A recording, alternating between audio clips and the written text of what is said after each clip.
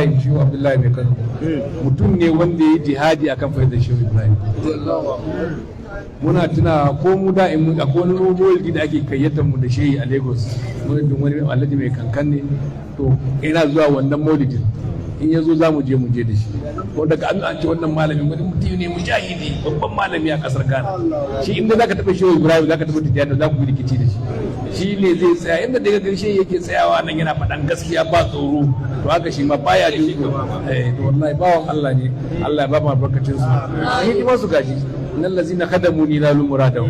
gashi wannan duk hidimar Shehu Ibrahim ne da bi albarka duk inda kaji in dai mutum mahaifinsa yayi hidima wa Shehu Ibrahim to zaka je ga gidan ko za ka ga sirrin Shehu Ibrahim a wajen musamman alqur'ani gashi na mutum muna ta gani. Allah ya saka musu da alheri, Allah ya biya dukkan bukatu, kasan mu Allah ya kawo mana lafiya da zaman lafiya, Allah ya mana dukkan bala'i ya barka manzo Allah sallallahu alaihi wasallam da Habiba